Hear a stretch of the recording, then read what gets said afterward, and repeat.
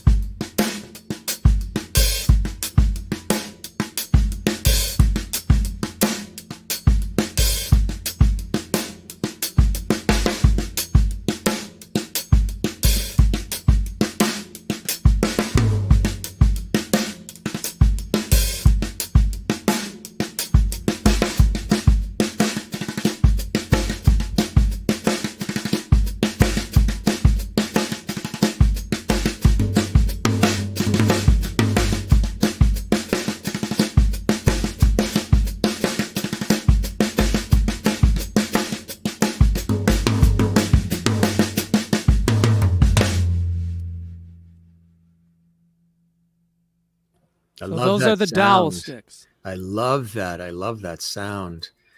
Toby has a question. It says, can you ask him what his grip style is, traditional or matchstick? Thank you. That's a great question, Toby. I use both. So I was just playing match. Okay. And then this is traditional. Right? So if I tend to, if I'm playing more a jazz feel, a lot of times I go back to the traditional grip, something like this.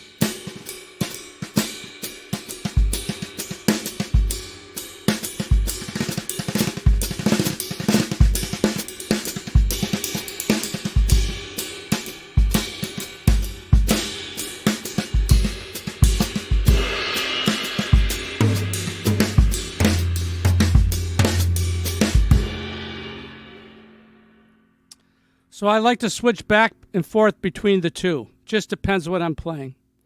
I came up playing traditional and then later brought in the match. Really So, nice. yeah. Good question. Eddie Taduri is playing along with you, too. You got to love Eddie. We got to go eat breakfast, Eddie. Tell him. That's it. Jim, you know, right? You got to eat, right? You got to eat. Absolutely. So now I have some mallets. Okay, these are timpani mallets. And I took the snares off the snare drum. Okay, on, now off. So it sounds more like a high-pitched tom-tom. So now I'm just going to let you hear the mallets on the toms more. Right?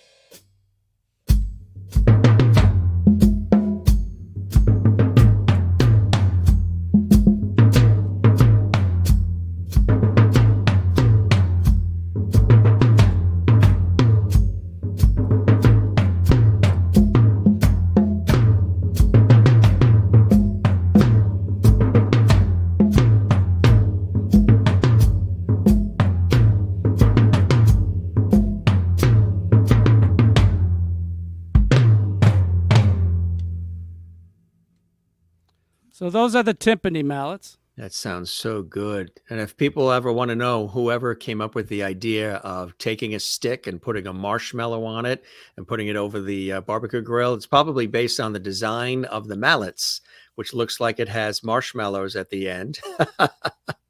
There you go. That's it. You got to eat. That's right. There's a theme here. You got to eat. You got to eat. Now, here's another one of those little LP dual shakers. Oh, those are great. Now, you might wonder why I keep turning my head to talk, because it's this SM58 is a directional mic. And we could keep this on in here and still play, and it's part of the sound because it doesn't have too much bleed and ruin the overall sound. But when I talk, I have to turn my head to it. Okay? We don't want that mic here. So that's why that's part of the setup. That's now great. check this out. I'm going to play with my hands and use this shaker. This is a little softer version of the one you heard in the cockpit, which was the gray one.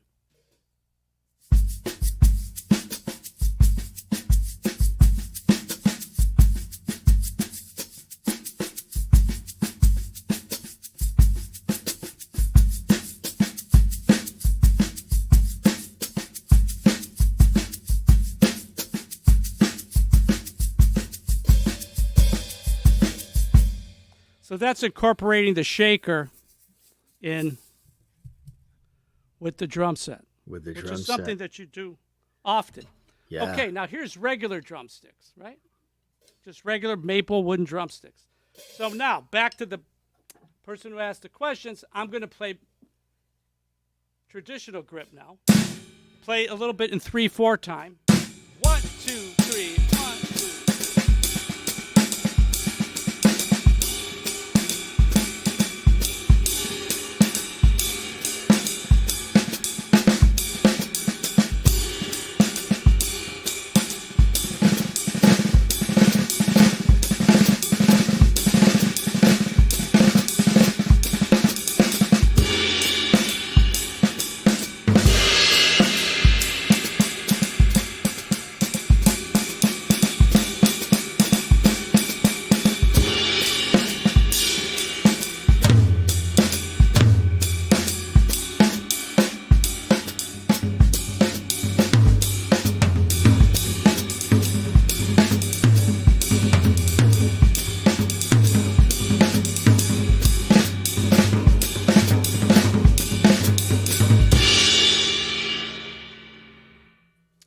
So there's a little 3/4 jazz.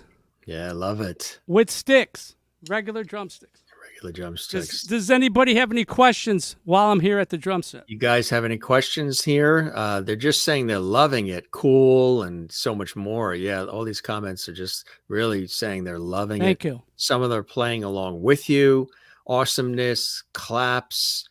Jane's watching in Sweden. She says it's hard to sit still because she's loving it so much. Yeah, they're loving it. Okay, you know what? Now I'm going to pop over to percussion station number 2 to let you hear some other instruments. Fantastic. Take it away, Jim. Thank you very much. This is a wonderful tag team situation here. So our friend is moving over to the other side of the studio. Again, there's a 4-camera setup here. If you're watching, I'm your host, Jim Masters. We do these shows consistently with great entertainment. If you're watching for the first time, this is our entertainment lifestyle variety talk show series. Very different. This isn't just an interview show. There's variety. There's talk, lifestyle segments, entertainment, poignant moments, comedy, levity, viewer interaction. It is the complete ball of wax designed to entertain, inform, inspire all of you. We call it the Jim Masters Show Live. And our very special guest, Eddie, here, he has worked in this industry for decades. And as we mentioned, we talked about some of the television shows, the films, and so much more, and jingles and the incredible people he's worked with. But he just himself is so prolific in this industry, and we love having him here. We love you guys being here as well. And I agree with Christopher in Ohio. He says live music is the best. And it really is. And we're giving it to you here on the Jim Masters Show Live. Actually, a dear friend of mine is watching. He is a renowned composer himself. He's done, I think, about 10 PBS specials. I've worked on some PBS specials with him. I've emceed his beautiful holiday concert extravaganzas at Carnegie Hall. Tim Janis is watching right now, and he says, sounds wonderful. He is here. Thank you. He's a dear friend and a fan of our show. And Tim, it's so good to see you. And I hope you guys are doing well and hope to see you soon. So a thumbs up from a fellow renowned composer as well. That's great. It takes a village, right? You got it. It sure does. And then some. Yeah, absolutely. Thanks for being here, Tim. So tell us about the other side of the beautiful studio you're in now, once again. You got it. Am I coming through? Okay. I tell you, you have this worked out so beautifully. Every section of the room that you've been in of the studio sounds fantastic, clear as a bell, and just really spot on, my friend. Thank you. All right, great. So you're hearing me. I am now going to start with this instrument to my left. This is the Latin Percussion LP Street Can. Now, the street can is metal casing. It's not wood like the traditional Brazilian djembe, which has 2 heads, a top and bottom head that's tuned. This just has one thicker head on top, and it's a little more of an urban sound. I have a little bit of piece of tape on this head, and it's more of a dead sound. I'm playing it with this fluffy, innovative percussion bass drum mallet, okay? Now, it's a mute open kind of thing. Mute, open, mute, open. 4/4. It's 1, 2, 3, 4, and 2 in Brazil. 2 for samba, 2 and 1. So I'm muting, and I'm playing little ghost notes on upbeats with my left hand.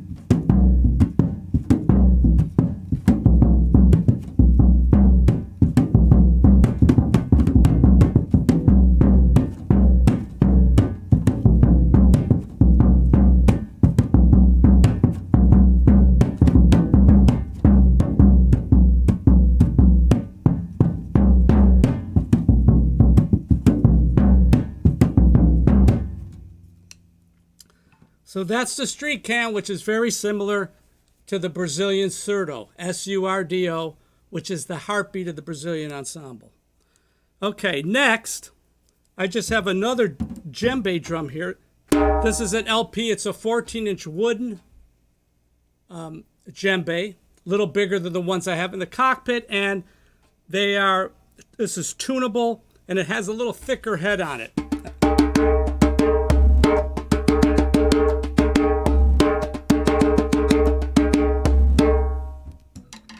So that's that sound.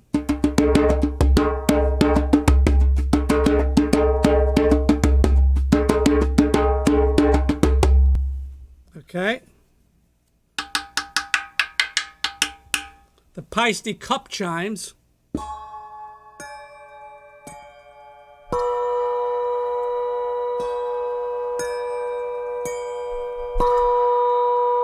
I play them with the back of the mallet, which is plastic, this is rawhide.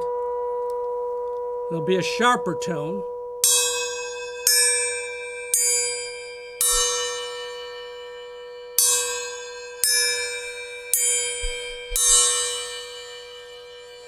And this one sounds more like a triangle.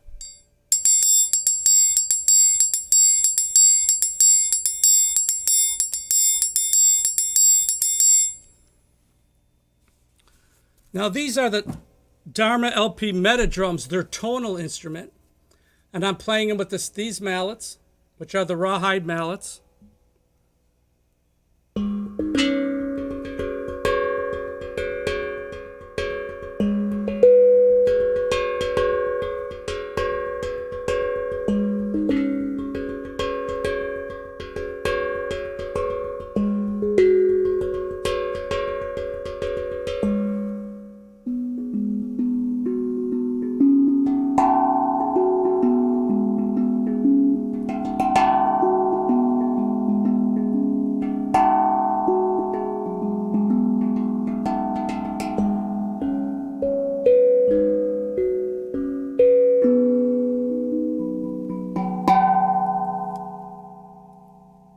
No, I have to tell you, the last sounds remind me of the movie Duel by Steven Spielberg, that gas tanker that was chasing Dennis Weaver in the red Dodge Dart. Wow. That sound that you just made was used a lot when they were showing the intimidating oil gas truck that was chasing. That was an incredible movie, Jim. Yes. My dad, I watched that movie the first time. That was...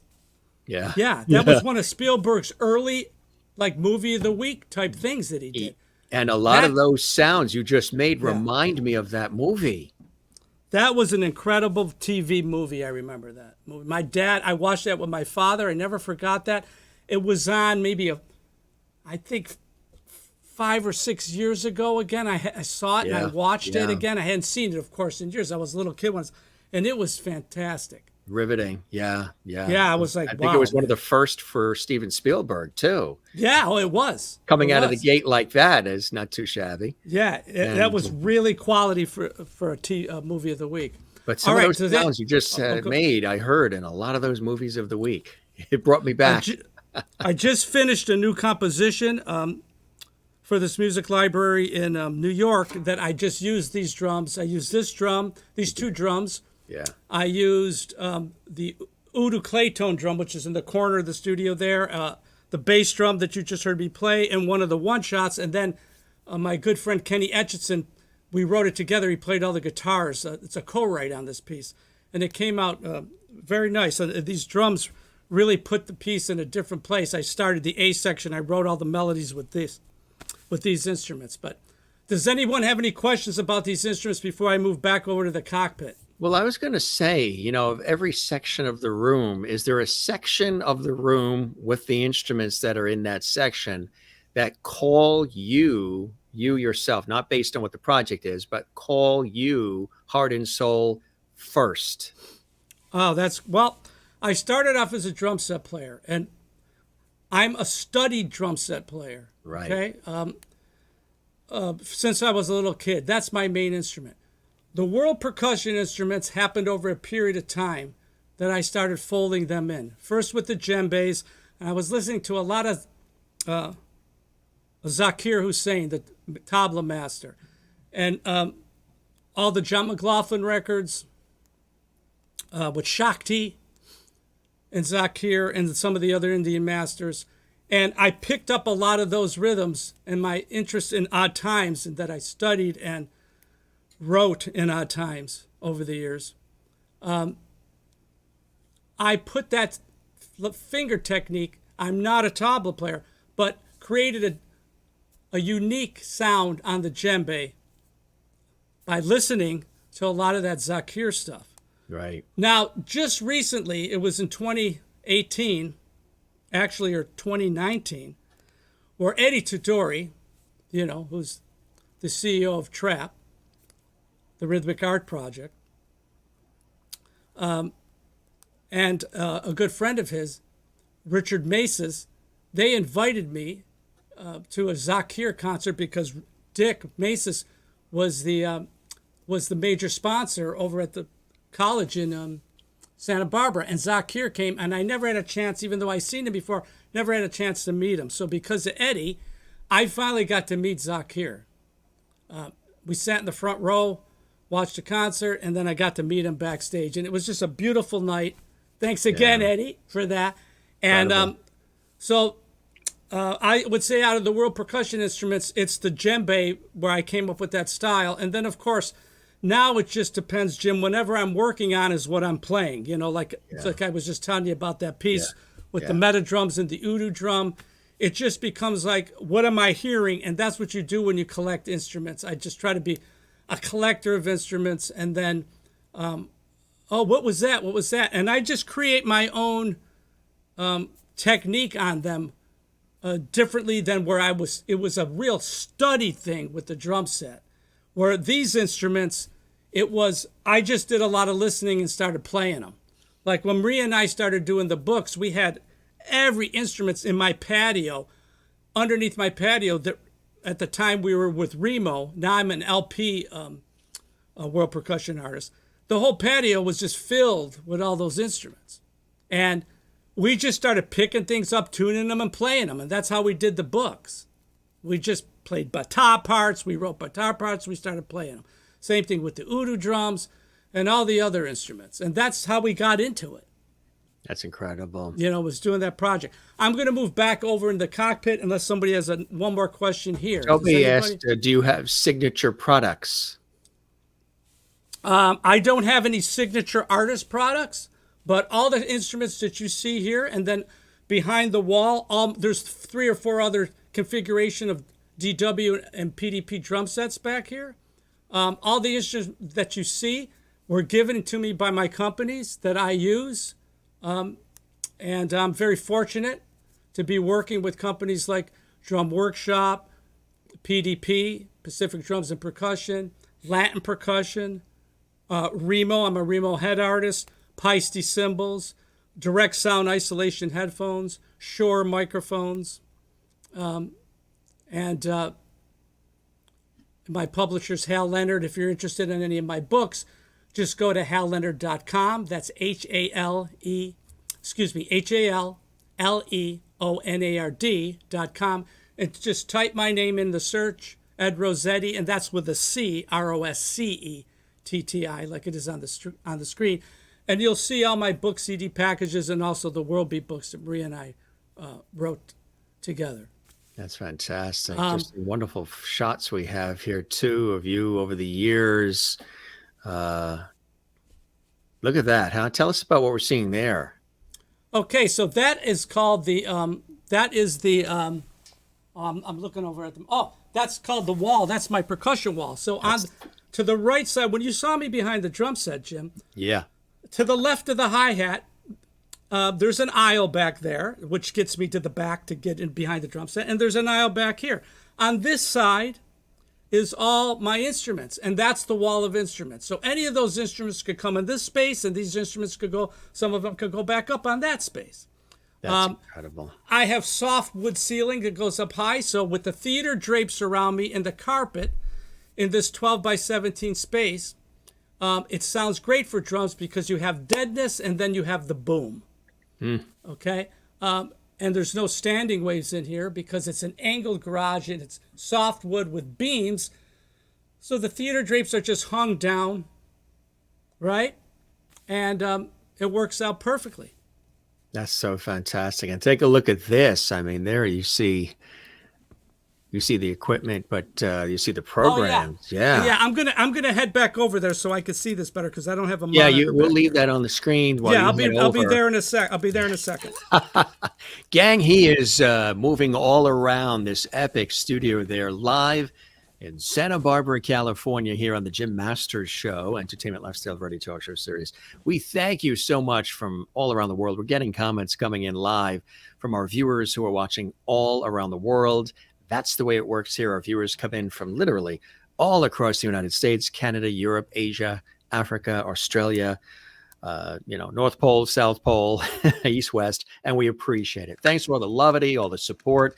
Thanks for all the tweets, the Facebook messages, the Instagram messages about our series and what we're doing here. As you notice, our guests come from all walks of life. Some of them are celebrity friends. Some of them are doing extraordinary things, and they come from all different backgrounds. You can watch every episode of the Jim Masters Show live, and every episode is a different topic, different theme.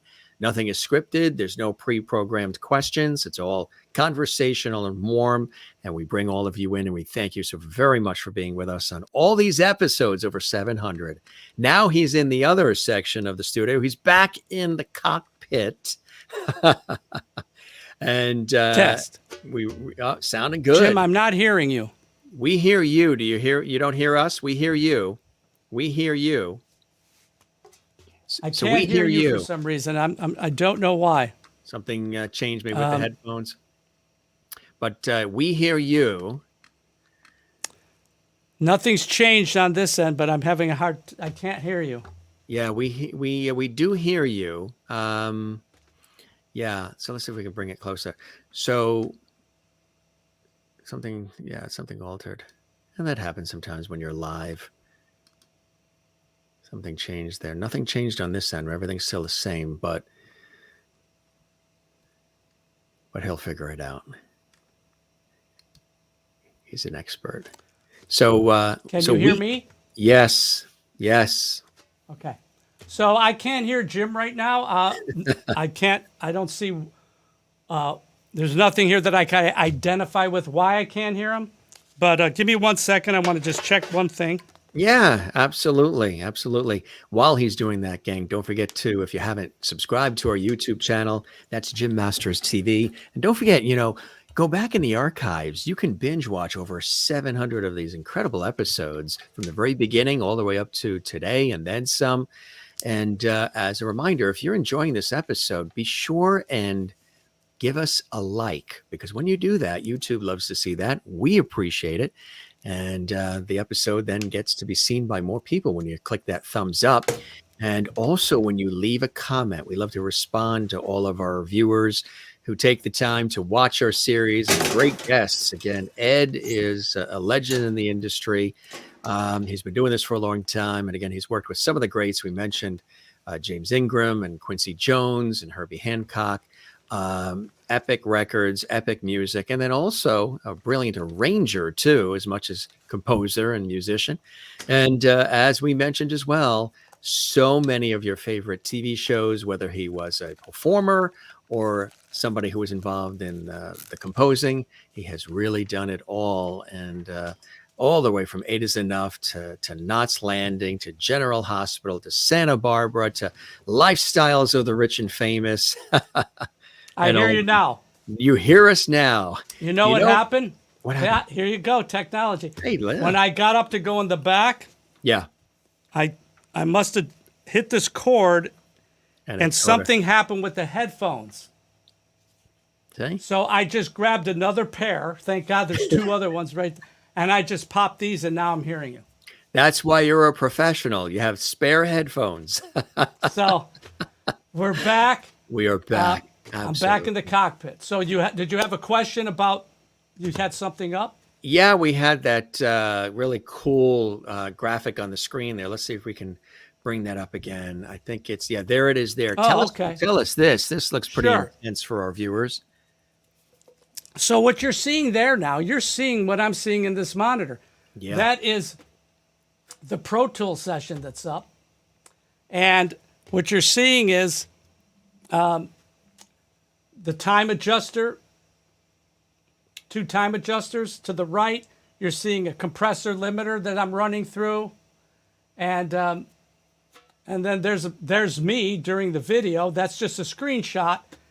And it just kind of gives you an idea of some of the programs that are running behind Jim's StreamYard session here that we have going. I can only imagine what your electric bill is. Well, with these 2 box lights in here, there's 2 box lights up here. And so obviously when I'm just in here working, those are off. And then there's just accent lights and USB lights on. They put off a lot of heat. Yes. But there's a lot of stuff going on in this room, and especially when you're working by yourself, just like everything's running smooth. And then I came back here, well, what happened? Why don't I hear you? And then it dawned on me, hey, I came out and I hit this cable. Maybe something could have been a little short in the other headphone plug. Who knows, right? Who knows? Right, exactly. But you figured it out on the spot, live, and that is the sign of a true professional. Tell us about some, you dabbled a little bit in it, maybe some projects that you're excited about that you're working on currently or that you're going to be working on upcoming that you might want to share. Yes. Right now, since we're getting back into things are opening up more. I'm going to be, as soon as Sam Ash opens again and we're dying, we do the 6 or 7 SoCal stores. We do a clinic tour. Yeah. And Maria and I, with World Beat Rhythms, and we love it because all the community comes out and we do a big percussion ensemble with drum set and all the instruments. And Maria and I perform when we answer questions. And if things get back to where we can do it, we bring people up on stage with us and we play the composition together. Yeah. So we're hoping to get back to that again sometime this year. They're still not doing that in person yet. So that's going to be coming up. I'm doing a lot of virtual. I'm going to be at UCF Orlando and NYU. I'm going to be doing that virtually coming up. And then I'm writing more music in the world music with acoustic guitars with Kenny for this TV film project for this new library that we're working with in New York. So that's exciting. And then that stuff will get moved around into different shows.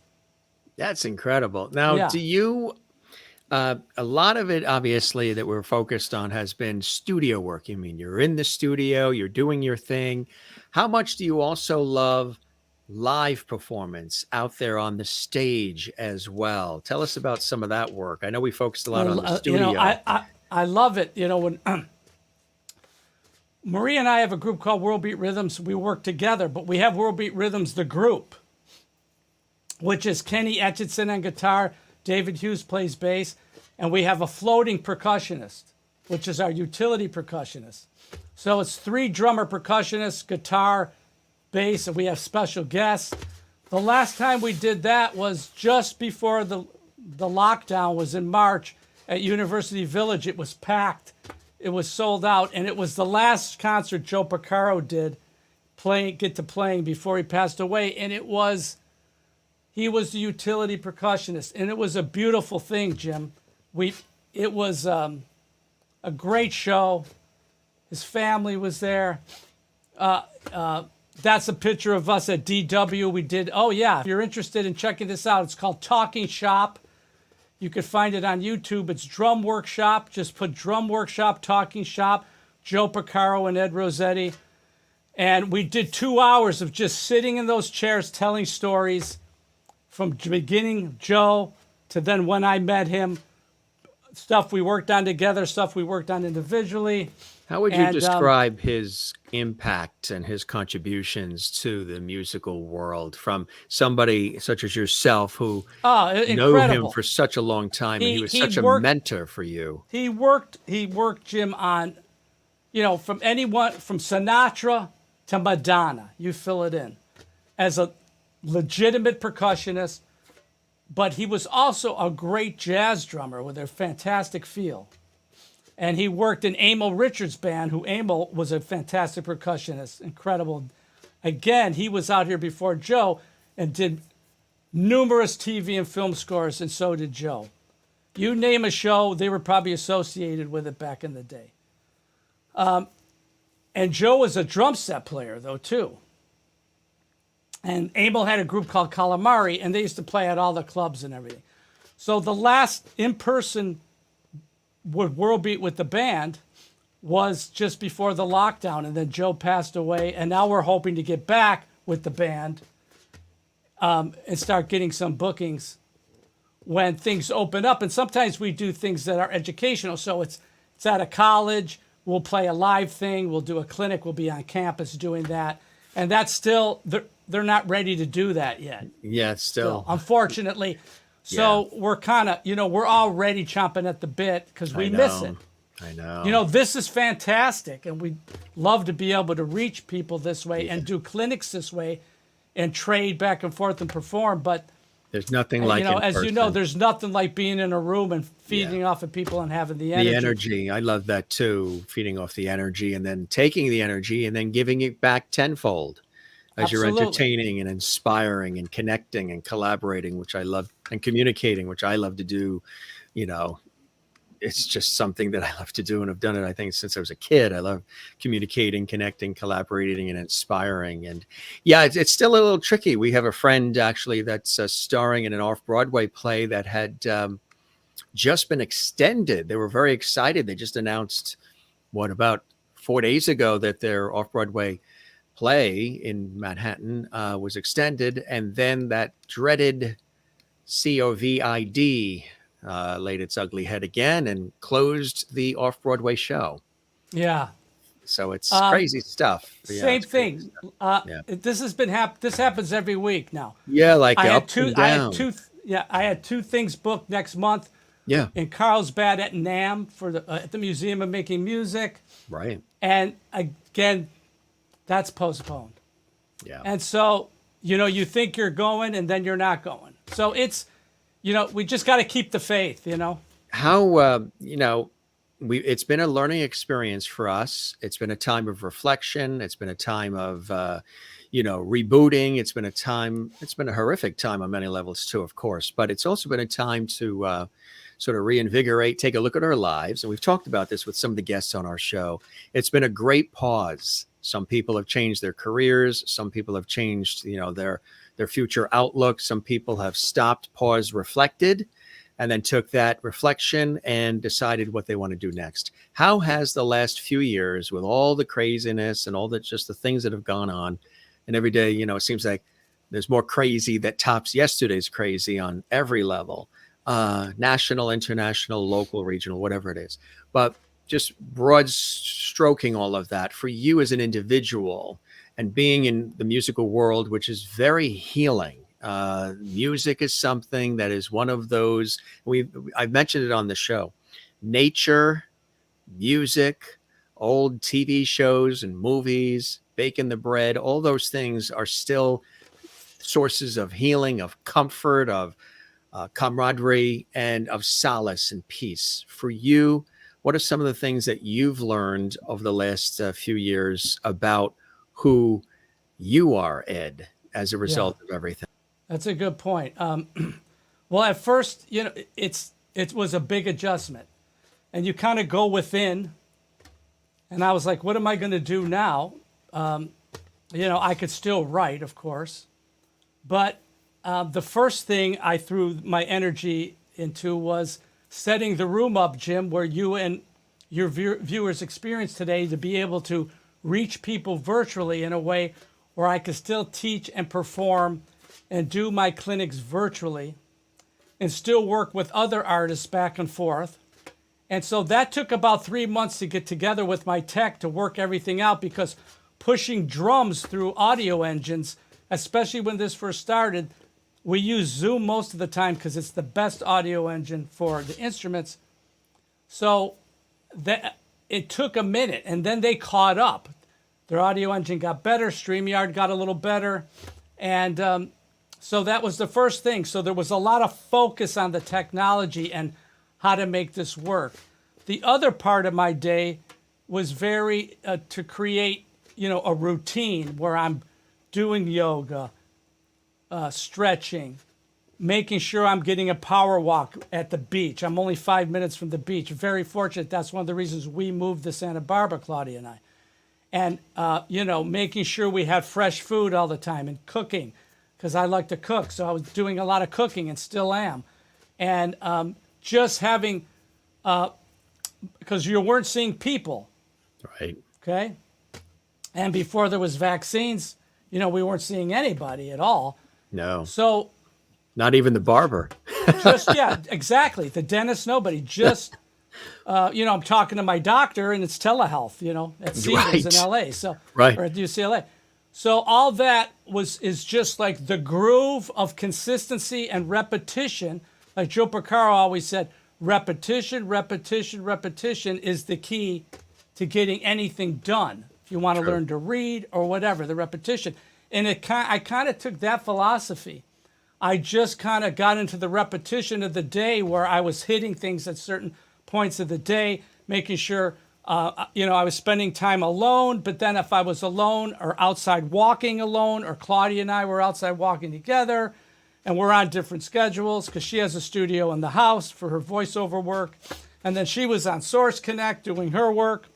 So if she had a session, I'd go down to the beach and take a walk if we could, And so just getting into that groove, and then keep telling yourself, like anything in life, nothing's permanent, and this too will eventually pass or start loosening up and getting better.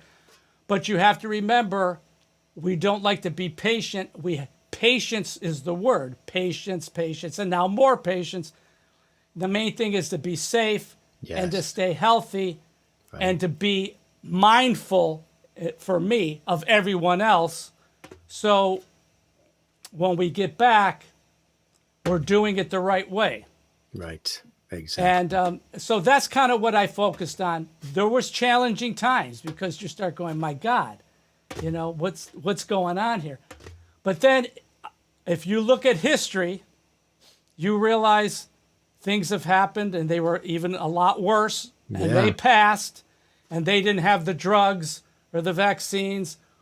Things weren't as evolved, and people pushed through, and that's Entrepreneurs, innovators, right, where you have to, I like to read, and I like to read historical things because that reminds you that this will pass, and we have to stay healthy physically and mentally so we could get to move forward to the next chapter. And be together because we all need each other. And be together because this is great, brings us together today, but in person this is the best. Or like when I go see Eddie Todori now and we go meet at the beach outside and have breakfast, I love to see him this way, but it's way better when I see Eddie in person. Absolutely. And you mentioned the ocean. We're here on the East Coast in the Northeast, right by the ocean. And the ocean is one of my go-tos: swimming, surfing, boogie boarding, sailing, walking it. Yeah. I love the ocean. I have to be dragged out of it when we want to leave because it's just the rhythm of it, the beauty of it, the power of it. I fully respect and honor. And it's just, I've said to a lot of people, during the craziness of all this the last couple of years, surround yourself with nature too, because, go out in a forest, go out into a garden, go to a rose garden. I mean, right now, right here, all the roses this time of year in June are fully blooming. So get yourself out near the ocean, go hiking, whatever it is. Go visit, animals in a zoo or whatever, because none of those things know what's going on. We do as humans, and they are constants. Great point. They're constants. Jim, that's a fantastic point. Yeah. That's why we're here. That's why we don't live in North Hollywood anymore. Right. We're very grateful that we got out before the pandemic just by chance, right? Yeah, right. Now, you just said those things. When I opened the sliding glass door in the morning and the windows, we have central air here. It's never on. The ocean breeze comes over the bluff. The rabbits come down from the hill. They're grazing on the grass, just like you said. Walk out the front door. It's all bloomed roses. I walk to the front of the property. It's all mountains. And every morning I do this. I never take it for granted. I go, I'm so glad and grateful that we're here and we have this location now so we can be creative, but just to enjoy being outside and the quietness. We're up on a hill in the neighborhood and the neighbors are great. And basically it's just, it's like you said, then you're sitting on a rock at the ocean doing yoga, or you're just listening to the waves.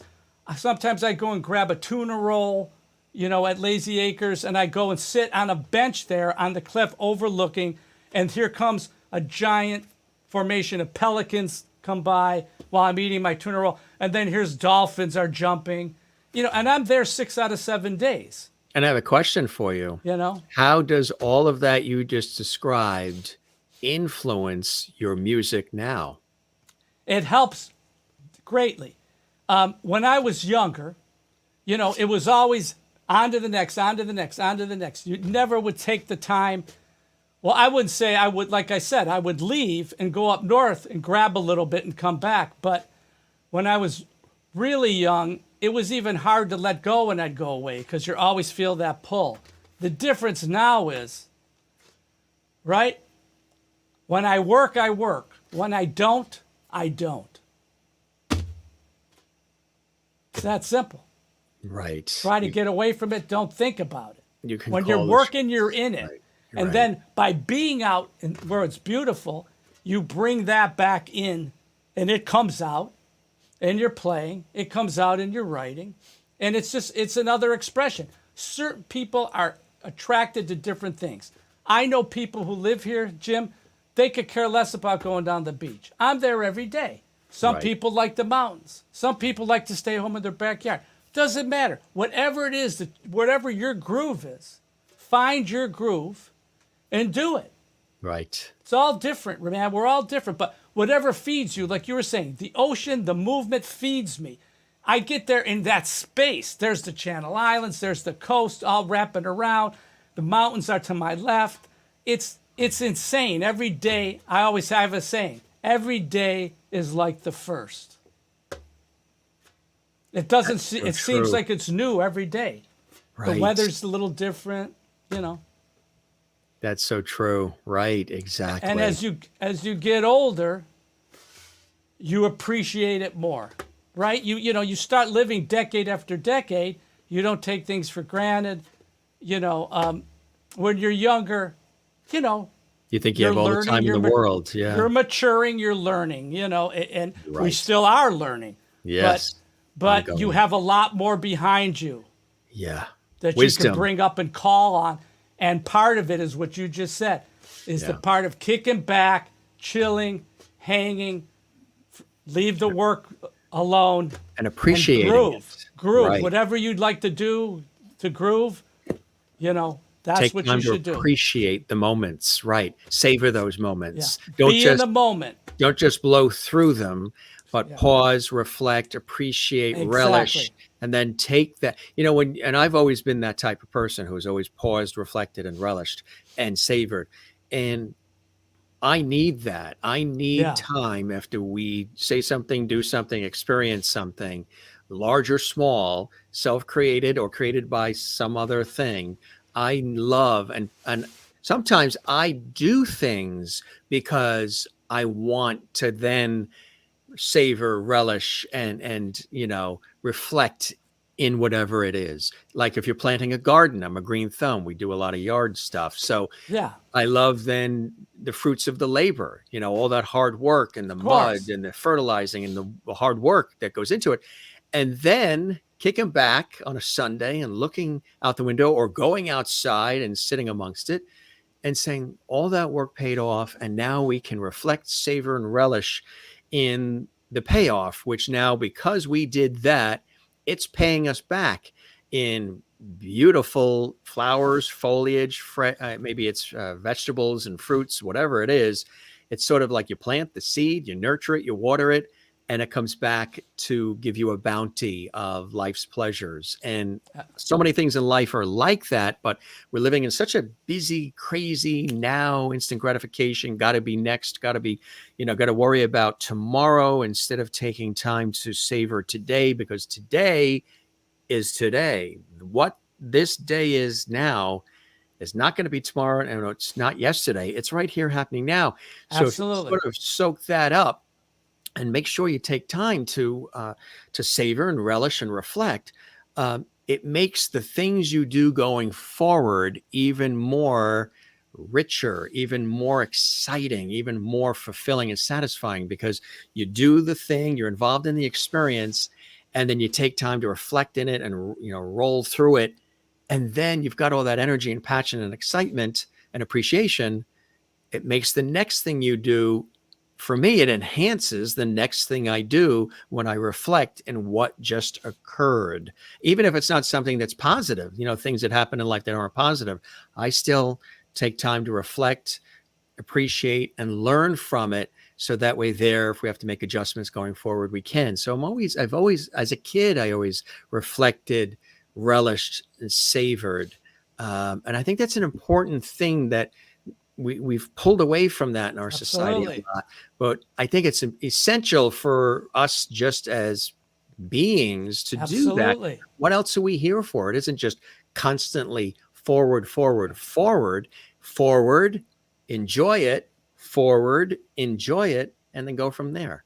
Absolutely. I tell students at any school I'm at, university, the young kids, step away from the computer, interact, look people in the eye. It's the most important thing. Connect.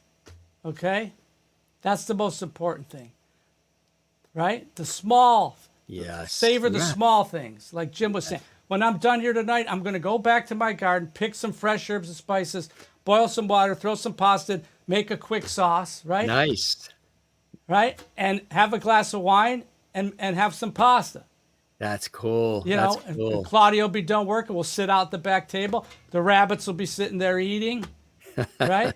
They're waiting for you. But sometimes it's the little things, but having those things where you could just are in place, and just always remember, when you're with people, put the handheld down.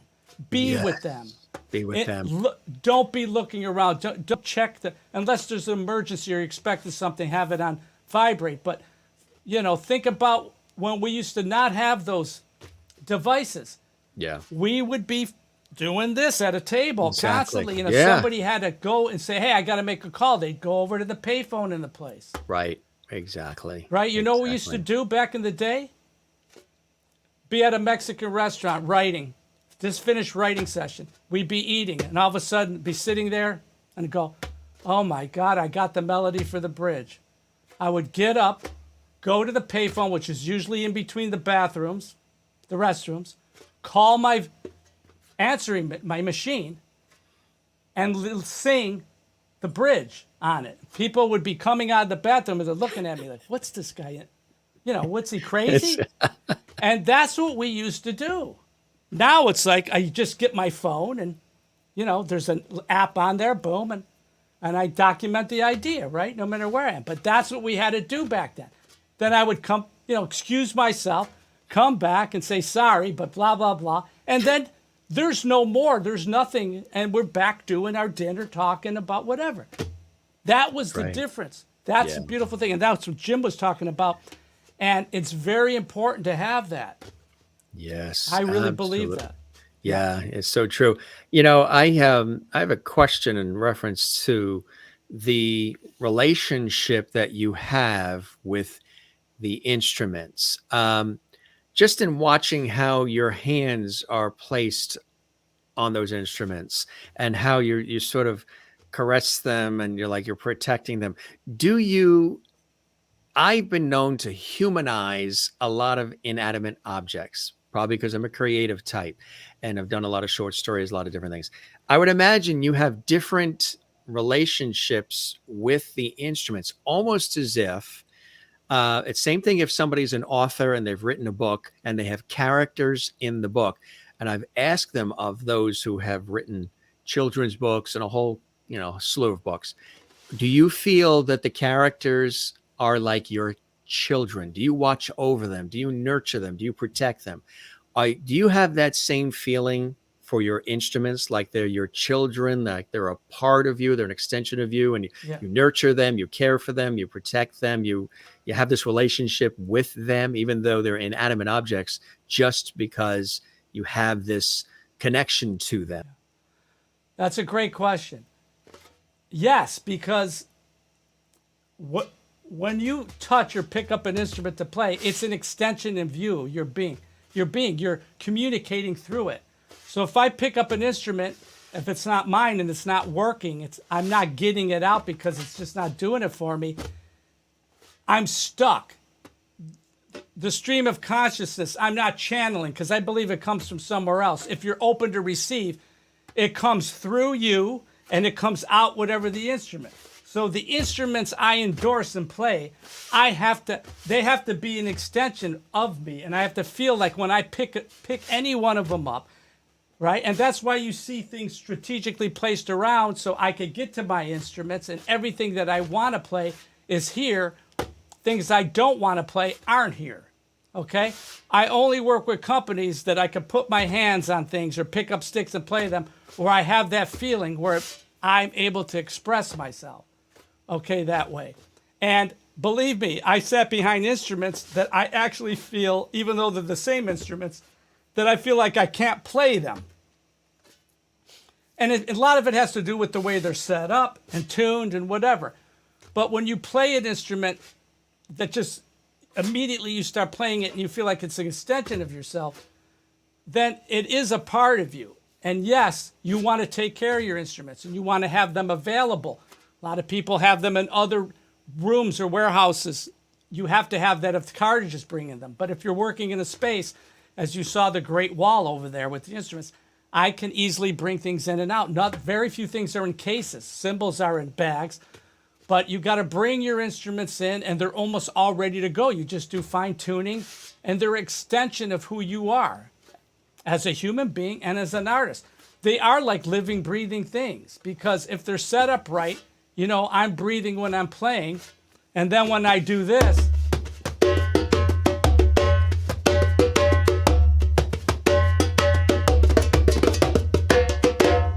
and it speaks the way I want it to, and it's tuned the way I want to, and the feel's the same, I feel like it's an extension of me then. And if I was struggling with it, I would be like, what's wrong?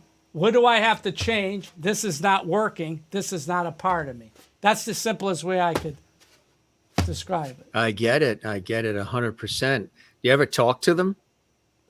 Yeah, I talk to everything. You know, I have the rabbit here I talk to. This is, right?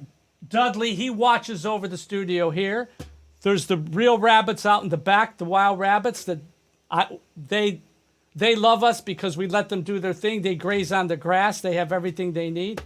Then I have back here with the gear, I have the couch potato. He watches over those instruments over there. So, yeah. Yeah, and like you said, inanimate objects, you know, and some people might think that's nuts, but it's part of... It's part of the whole, right. It's just part of the whole thing. People will ask, what's the rabbit? I said, well, he's basically the mascot. He makes sure he's the one watching over everything in here, and then the couch potato there is watching everything over, sits on a drum there and watches everything over there. And it's basically a playful thing about when you were a kid. Absolutely. And still keeping that part of thing light. Yes. Right? And happy and light. And so everything just isn't business and numbers. And because then, man, it just gets to be, after a while, it's just a drag. You know, it's like, supposed to be joyful. Yeah. Right. So that's kind of my little take on that, you know, for whatever Great that's answer. worth. What are some of those continued blessings and joys in your life that propel you forward to want to, after all these years of fabulous music making, want to continue to make music in its various shapes and forms for all of us to enjoy? The number one thing for me now, Jim, and I tell this to everybody, the most important thing to me is your health. Yes. If you could wake up and you're healthy and you could do what you want to do, or at least most of what you want to do, physically and mentally, right? Then your day is a canvas to paint the way you want it. When you have health issues, then things become a lot more challenging and difficult. It makes things harder, right? But people still persevere and go. And, you know, but your health, being healthy is the most important thing. Being kind to people, making sure that you listen to people. And I mean everybody. When you're out on the street, if somebody's having a hard time, I know it's hard now in the situations we've been in with the pandemic, but being able to connect with people and try to do something kind, I think that's really important. Very important. Of course, relationships are very, very important to move things forward. nurture your relationships. Remember, everything isn't business. You have to, but your health, being loved, love, right? Loving. You need love in your life. You need to give love. If we could be a little more patient and loving with each other, things might be a little more relaxed, then there's a lot of tension, right? Yeah. That we feel that's going on right now. Yes. But that's what I try to do. I'm not always 100% perfect at it, of course, but I try to do my best every day. I tried to make conversation with somebody, or if I see somebody and they ask me a question or somebody's having a hard time, I always try to think about what Quincy Jones did when he stopped and talked to you. He was present and he was speaking to you and he was in the moment and he wasn't having 1 foot rushing away from you. Right. That's right. Beautifully said. Somebody else that was like that too, who usually pops in towards the latter part. Mr. George Burns is with us. All right. With his cigar and his red pocket square. And he said that he absolutely loved this episode of our series. He thought you were incredible and you knocked it out of the park. And he just learned so much too from this conversation and from the demos that he just wanted to send you his very best. And remember, he played God in the movies. So you got God on your side, Ed. Thank you. Thank you, George. And Jim, if I could just say one more thing when we're closing here. Yes. I would love to I want to thank you, of course, for having me at the show. It was a pleasure to be here and spending time with you. I want to thank Eddie Todori again and the Rhythmic Arts Project, TRAP, Eddie, for all the beautiful things he does and for turning me on to you. I want to thank DW, PDP, LP, for all the beautiful instruments that they sent me to play. Direct sound isolation headphones, protect your ears. I also want to thank my other companies, Remo, Innovative Percussion, and my publisher, Hal Leonard. And please, if you want to stay in touch with me, you can follow me on Instagram and Twitter at Roscetti Music, and on Facebook, Roscetti Music. Thank you so much for listening, and be safe. Have a great night. Enjoy your summer. Take care. I just wanted to say that I hope the show met whatever expectations you had and you enjoyed the time with me as much as I have with you, my friend. Absolutely. It was fantastic. Had a ball.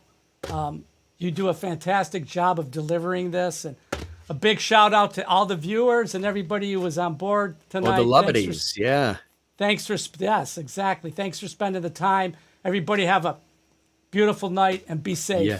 We will keep the porch light on for you, my friend. Spread the word about the Jim Masters Show live. I sure will. Everybody does, and we really appreciate that. And like you see and experience, we don't do it as an interview. We do it as conversations, which I think are much more relatable and warmer and authentic. And I appreciate all the time. We chatted for 2 hours and 15 minutes, and it doesn't feel like it, right? Wow. It just flows. Yeah, it just flows. Linda says, great conversation.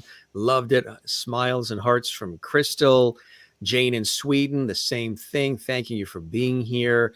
Crystal as well. And everybody, thanks for all these great comments. Crystal says, come back again to see us, thank you. Ed. Thank Absolutely. You so anytime.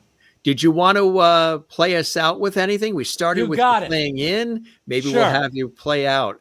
You're the best. Got it. I'll play out a little bit. If you're on the East Coast or I'm on a TV shoot or something on the West, let's get together and go to that diner and have that tuna melt.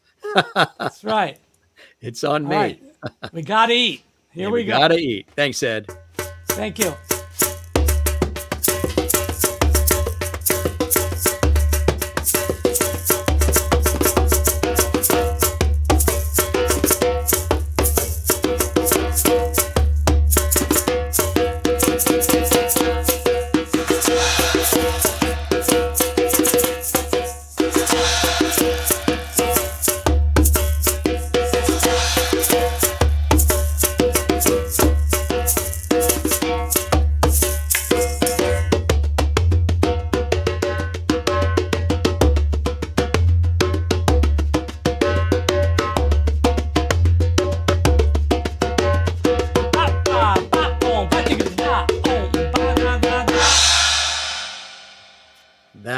Perfect. That was ideal. You're the best, my friend. You take care, be well, and we'll chat again soon, okay? Thank you, Jim. Have a great night. All right. Enjoy that night at the ocean. Open those windows and let that breeze in. You got it, my friend. You take care. Bye-bye. Bye-bye. Isn't he the best? It was really awesome to have him here. A wonderful honor and a pleasure to have Ed Roscetti here live from his beautiful home, his multi-amazing studio. And I say multi-amazing because every section of the studio has so many instruments, but also so much love. Could you feel the love in that studio every time he went to a different section with the 4 cameras he had set up and all the instruments ready to go and tuned? There was a lot of love in every section of that studio. And I'm sure it transpired through the screen as he was playing, as he was demoing, as he was explaining, as he was engaging with all of us here on the Jim Masters Show Live Entertainment Lifestyle Variety Talk Show series. Thanks again, everybody, for being with us. We love all of you. We hope you're enjoying our series of over 700 shows coming at you daily live, these epic broadcasts that we put together. Some guests are here for half hour. Some guests are here for 45 minutes, an hour, hour and a half, 2 hours. We don't put a clock on it. The guests are here for as long as they can join us, as long as they want to be here. Same with all of you. Thanks for all of the comments during the show. We invite and welcome you to leave a comment on the YouTube channel underneath this episode as well. Drop a comment before you scoot off. That really helps us. We engage with you there as well. Helps our series continue to grow with all of the content, all the celebrity friends. Again, coming in from Broadway, Hollywood, television, film, music, stage, culinary arts, comedy, sports, inspiration, and so much more. Don't forget to subscribe to our channel, Jim Masters TV. Tell the world about it. Take a bullhorn, climb up Mount Everest, and tell everybody about the Jim Masters Show live series. We would really appreciate that. And give this episode a like. There's an actual thumb icon that looks like what you're seeing on the screen. Click that, give us a like, leave a comment, and we really appreciate that. Thanks to all watching. This really was a beautiful episode. Jen Barry says, thanks, Jim, for having Ed on. Real nice guy. He absolutely is. Toby says, bam, I agree. Gary, good to see you, Gary. Awesome stuff. Ed, absolutely. Christine Clifton's been enjoying it throughout. Cool. What a way to finish the conversation with Ed. Yeah, we started with him playing in, and then we had him play out, which is perfect, perfect, perfect. Nice, nice, nice, nice. And cheers from the Bronx. Yes, from New York City. Sue is checking in from the Bronx, New York. Good to see you, Sue. Did I say Stu? It's time to wrap, I think, huh? I've been on the air since 7 a.m. this morning. We had a lot of radio shows, TV shoots, and it's been a very busy day. So, it's Sue from the Bronx. You know what I mean, Sue. Kathleen has hearts coming our way from New York City as well. And good stuff. We love you all. Thanks for all these great comments. I see it all coming in here. Linda Johnson, thank you for your words as well. More love from Sue. Toby says, brilliant show. Thank you. I work hard. I strive for excellence with everything I do in my career, and I do with this series as well. We try to give you the best we can. We're live. Anything can happen. Sometimes it does, but I think when things happen sometimes, that adds a realness and authenticity. You know what I mean? It isn't. We strive for perfection, but not everything is perfect, and sometimes that makes it fun and exciting and cool. And when anything can happen, and I think that's why I love live stage, live television, live radio. As much as I do and have done it so many years, there's that element of surprise and excitement, and I guess the adrenaline going when you're live.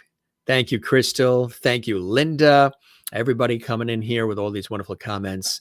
And Sue is laughing in the Bronx. Thank you very much, Sue. Yes, we're hungry. Yes, we are hungry. And we're going to... Ed is making some pasta. Remember, he said he's making pasta. He's opening up the windows. He's got the breeze. The rabbits are going to come down the hill. That sounds pretty cool, what he just described, doesn't it? You might not have rabbits coming down your hill, but surround yourself with good people, good food, good music, good entertainment. Read a good book, write something, connect with people. And through all the craziness that life is showing us lately, and it's showing people's true colors, good, bad, and indifferent. And it's revealing a lot about life and the way people treat each other. and the way they don't necessarily treat each other well. Just do your thing. Be you, be authentic, be real, be loving, have a laugh, make people laugh, inspire, do whatever you can, and stay connected, because there's a lot of things in our world that will try to pull you apart. And I'm not just talking like political stuff. I'm just talking about in life. There's a lot of things that will try to pull people and pull things apart. Come together, try to plug in with us as often as you can here on the Jim Masters Show, whether you watch live or you watch Memorex, which of course we mean archived. We archive all these shows. Join us as often as you can, because there's always something special, always something unique, always something different. We don't just call this an interview show. We don't, make it canned and stuffy and the usual stuff. We try to make it full of life, vim and vigor, and interactivity as best as we can, as best as we can. It's Taco Tuesday for Toby. Taco Tuesday for Toby, the 3 T's. Taco Tuesday for Toby. They're in California. And Jen is now craving pasta, melted butter and sprinkled cheese. Yum. Go make some. You guys are the best. We love you all. Want to let you know that tomorrow we've got another extraordinary guest. But before we tell you that, just running through some of the recent guests. Lucy Arnez was here with us recently. Melissa Manchester. Yes, in case you missed any of these. And many, many, many more incredible guests have been with us. Tony Orlando, John Davidson, Richard Klein from Three's Company. Last night, another music legend, Donnie Hagen, was with us. Yes, legendary music producer, musician, voice artist extraordinaire. We had an epic conversation with him. Brent and Shane Kinsman from Cheaper by the Dozen, the movies, and Desperate Housewives were with us. Twin brothers and actors, if you didn't see that episode. Tomorrow, we've got another amazing guest, Sarah Arnell. She's a professor at the Parsons New School in New York. She's also author of There Will Be Lobster. Now, you may giggle at that, right? She is incredibly open, revealing. It's a riveting midlife memoir that she is sharing, and she's going to be very open about how she thought in her 20s the world was her oyster and she had everything going in a positive direction. And then a dying rock star, a meditation guru, a rogue lobster, an 18-pound tumor, and various other things came into her life and showed her the light, showed her a different path and a different way. She writes about it in There Will Be Lobster. She is our special guest tomorrow at 8 p.m. Eastern, 5 p.m. Pacific. It's going to be an extraordinary, revealing, open, and deep conversation. I think you're going to enjoy it immensely. We thank our very special guest. Again, a lot of our guests are humble when we say iconic, renowned, legendary. But when you really look at his body of work, Ed's work, it is all of those things and then some. Some of the material he composed himself. Some of it he has been the programmer, the arranger. Some of it the songwriter. Some of it he has been the performer. And some of it he's done all of it on, great shows too. We talked about his epic, the music, working with Quincy Jones and Herbie Hancock and James Ingram and many, many others, and his own music as well, and his own band, as he mentioned, but talking about also some of those iconic shows that he's had an opportunity to have different levels of participation in. This is decades of classic television. And we bring up the television and film material because you can relate to that in such an incredible way. And Family Ties, yeah, Michael J. Fox and the whole gang. Great stories he had, too. Another one, too, we didn't touch upon, but also the 60s, the documentary, Renovation Nation, another great series he had involvement in as well. And there he is in heaven with the equipment that he loves so much. We're so happy to have him here. And he spent a wonderful time. And he went through great pains to put together something special for us with 4 cameras and 4 sections of his studio, which he took us on a tour of exclusively just for the Jim Masters Show Live, for me and for you. We really appreciate him going through that trouble to put all that technology and those equipments and the instruments and that equipment together and all those camera angles for us. So Ed, once again, thank you. prolific, renowned songwriter, arranger, composer, musician, drummer, an all-around good guy here on the Jim Masters Show live. We thank him, and we thank all of you for joining us here from all around the world. It's always a treat when you're here. Don't forget, leave a comment for us, and on the YouTube channel, we would really sincerely appreciate that, and that helps us grow.